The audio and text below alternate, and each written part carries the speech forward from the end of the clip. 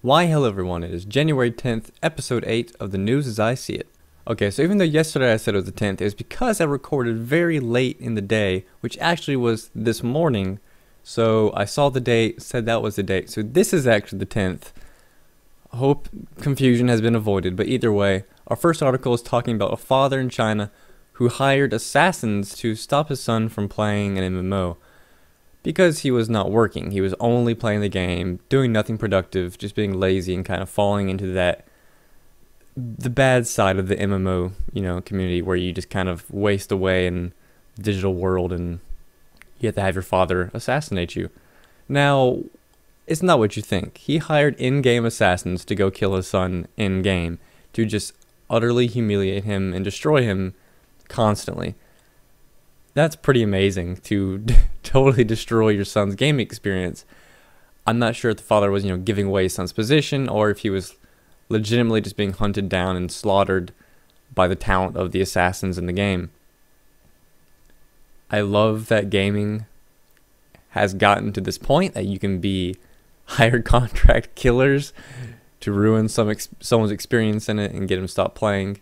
It's sort of like a more legitimate version of DDoSing in a way. It's kind of amazing. It's awful if you're the person trying to play the game, but if you're also being not productive at all in your life and leeching off somebody, then I can kind of see wanting to have them assassinated in game. I'm amused, and this is kind of an interesting look on things to come for the future of gaming as a whole. So this is the think tank article over at Massively. They're basically just posing the question, what do you think is the effective way to structure your MMO, especially in terms of pricing and the way people access the content?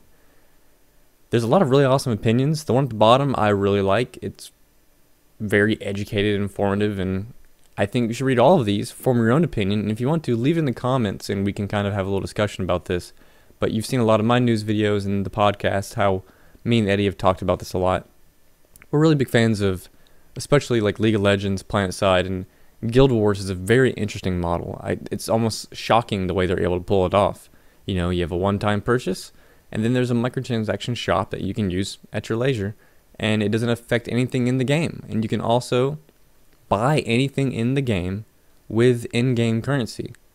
It's amazing, and I love that they can do that. And also, the things that are usually only available with real money, you can also buy with in-game currency. It's genius. It allows people to invest countless hours in the game and buy anything they want.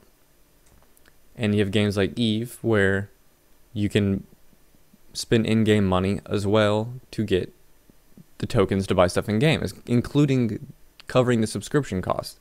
Now, it is a very, very steep, transaction from in-game currency to game time.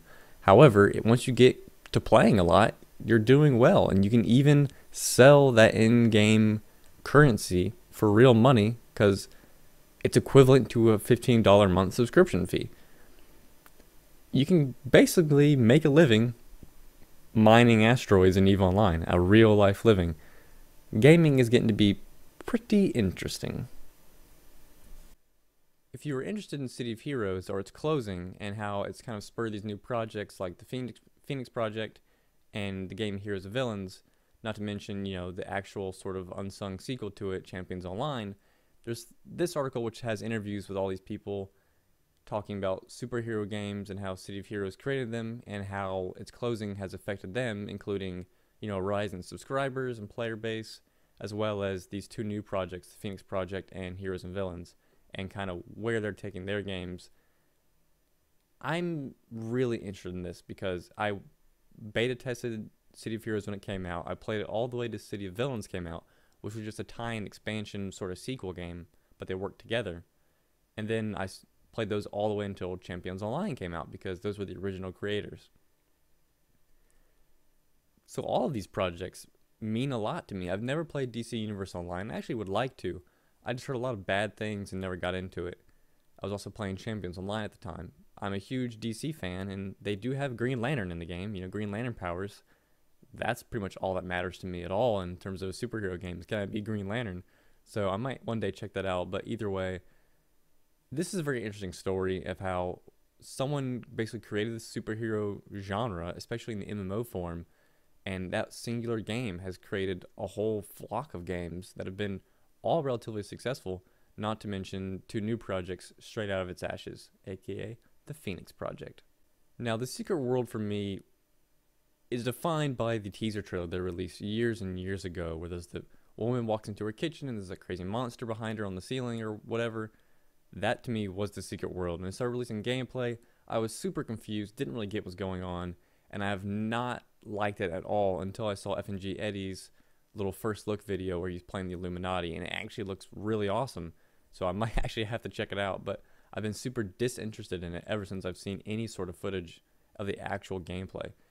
Now, with their sort of buy-to-play, free-to-play sort of model going on, they've seen a 30% increase in players. It's astounding to me. I thought the game was already totally out the door, even though it was relatively new. But apparently it's doing quite well, and they're still restructuring and are going to be just getting more and more players and making more money. It is just astounding to me. I really would have put money on them just being totally gone, because hopefully people will stop making subscription-based games. It works on occasion, but really, you're going to make more money if you pursue other options. People are going to get greedy and want to spend money. Some people will never spend a dime, but they're going to be outweighed by the vast majority of people who will somehow find a way to buy things in the game. Call me crazy, but I think it's a way, way better option. You know, you have PlanetSide, League of Legends, all these games that have these microtransaction shops, and I want to say they're doing quite well with them. I'm also fine with a, buy-to-play model like Guild Wars, where you buy the game, you play for free, and there's microtransactions along the way. I'm also fine with buying expansions, as long as they are good expansions. It's all things to think about, especially in that Think Tank article we just covered, but Secret World is actually, I guess, doing pretty well. Okay, so this is talking about so this is covering what we've already talked about in later shows. Okay, so this is talking about what we covered in past shows. How Microsoft bought R2 Studios, a company that is pioneering and holding patents over different, device integrations, like your phone controlling your thermostat, things like that. And I made the prediction that it's probably going to be heavily involved in Xbox, especially in media center and home, smart home integration type stuff. And go figure, he is now, or the founder of R2 Studios is now the vice president of the Xbox division over at Microsoft. That's pretty amazing, because that's sort of that is their device. Microsoft doesn't really make computers. They make operating systems, and then they make Xbox. So really, Xbox is Microsoft's device. So go figure, they hire a guy who's really innovative in device creation, integration, and making the vice president of the Xbox division. That's pretty amazing to me, and I'm really excited to see where this goes. He's probably going to be just making amazing new leaps and bounds in console gaming and home electronics. I hope the deep wallet of Microsoft can really push some awesome new innovations and cause some good competition across the board. Okay, so these computer cases are the coolest ones I've seen since I've seen my own. I have the Thermaltake Level 10 GT case. I love them. They're super efficient, they're huge, they're a little costly, but at the same time, your computer's not going to overheat because there's so many fans and it's so efficiently controlled, and there's places to hide wires. It's just going to have really good cooling, and to me, it's just the best case. However, these cases look awesome, and I think they really have a place in modern gaming. PC towers really got to evolve. You can't just go buy a $50 tower anymore. With graphics cards the way they are, the graphics card alone will just melt your whole computer to liquid. You have a T1000 crawling underfloor in no time playing a game like Crysis. So a tubular frame design and also a sort of modular heatsink design is an awesome idea for a case. Just aluminum box that costs $15 is garbage. It makes no sense. Things like this, you should be spending a good amount of money on your case if you are going to spend, $300, $400 on a processor and the same in a graphics card and, $100 to $300 on a motherboard. Why would you not spend the same amount on a case? I don't understand that concept. Either way, I think this is one of the immediate features of PC case design, And I really hope things like this take off, and hope this company can keep making innovative things, or at least striving to make more competition. So I haven't really been seeing any slick deals I really cared too much about lately. There's been some pretty good TV prices and things like that, but in terms of gaming, nothing I really cared about. However, I've always been a huge Command and Conquer fan. Red Alert was a little bit of a spin-off, but it's still Command and Conquer Red Alert. So over at Slick Deals, on GameStop's digital download, $17 for 17 Command and Conquer titles. I mean, I can't even begin to explain to you how, if you just are looking for some games to play, you don't mind playing old games, or you're just looking for new games, either way, $17 for every single Command & Conquer game.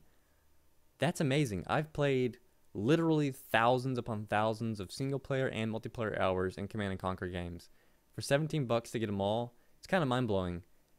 I've never downloaded anything from GameStop. I don't know how it works. I don't know if you just get the game, you're good to go, or if you have to use some sort of Steam application sort of thing. But either way, look into it if you want a Command & Conquer game, if you want a new RTS game. If you've never played an RTS game, I really suggest these. They're, for the most part, really awesome. The newer ones haven't been received too terribly well, but they're still really good games. They're just not that groundbreaking sort of gameplay you expect from the series. But they're still good games. And for $17, how can you complain for $1 each a title? I mean, holy heck. Batman.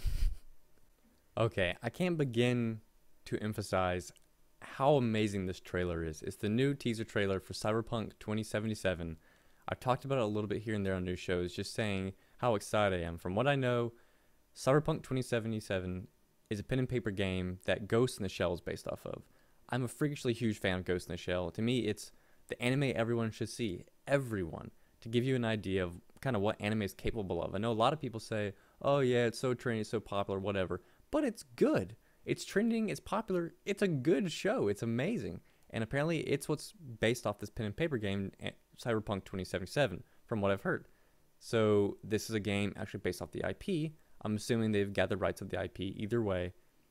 The game sounds amazing, and this trailer is amazing. And it just reminds me of Ghost in the Shell. It reminds me entirely of the show in almost every way, other than it looking very American in sort of this 1980s business super future. Watch this trailer. If you can, watch it in 1080p, crank the sound up. If you got good headphones, go at it, turn the lights off. This is one of those trailers you got to experience cinematically. It's the best trailer I've seen personally since the Gears of War trailer with the Mad World song by Gary Jules back in 2006. So, 7 years ago, 6 years ago, depending on when it came out exactly. But you have to watch this.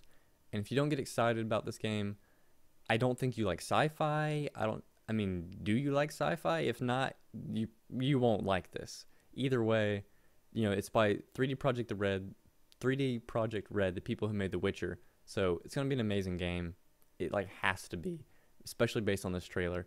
So check it out, guys. And that's it for the news as I see it. I hope you guys enjoyed. If you have any news tomorrow or the days after you'd like to send me, please tweet it at me at Algol's News or hashtag Algol's News. Or as always, you can tweet me anything at Algol Gaming. And that's it for today. I'll see you guys tomorrow. And then on Saturday will be, again, a dead day. But on Sunday, we will have the live podcast where we do the weekly wrap-up with at FNG Eddie. So come check that out. It'll be really fun. We don't talk to the cast because, it's a live podcast, so it's going to be a recording. So we try and keep it, really smooth and really fluid. But, you can always kind of bring up points, and if we see them, we might actually talk about them, but we won't actually be addressing the chat. But it's still a fun thing to come watch. And that's it for today, and I'll see you guys tomorrow.